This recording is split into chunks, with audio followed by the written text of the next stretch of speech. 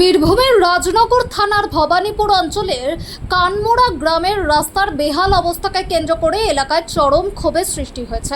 স্থানীয়দের অভিযোগ, কানমোড়া থেকে ভবানীপুর অঞ্চল ও রাজনগরে যাওয়ার একমাত্র গুরুত্বপূর্ণ রাস্তাটি দীর্ঘদিন ধরে খানাখন্দে ভরে রয়েছে। ফলে নিত্যদিনের যাতায়াতে চরম দুর্ভোগ পোহাতে হচ্ছে সাধারণ মানুষকে। গ্রামবাসীদের দাবি, বর্ষার সময় রাস্তাটির অবস্থা আরও খারাপ হয়ে পড়ে। কাদায় ভরে গিয়ে প্রায় চলাচলের অযোগ্য হয়ে যায় রাস্তা।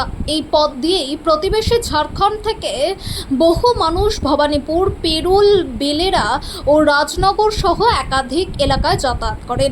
ফলে সমস্যার প্রভাব পড়ছে বহু মানুষের ওপর। স্থানীয় বাসিন্দাদের অভিযোগ, বহুবার পঞ্চায়েত ও প্রশাসনের কাছে রাস্তা সংস্কারের দাবি জানানো হলেও এখনো পর্যন্ত কোনো স্থায়ী উদ্যোগ নেওয়া হয়নি। রাজনৈতিক পালাবদলের পর নতুন প্রশাসনের দিকে তাকিয়ে রয়েছেন কানমোড়ার মানুষ। তাদের একটাই দাবি, দ্রুত রাস্তা সংস্কার করে সাধারণ মানুষের দুর্ভোগের অবসান ঘটানো হোক।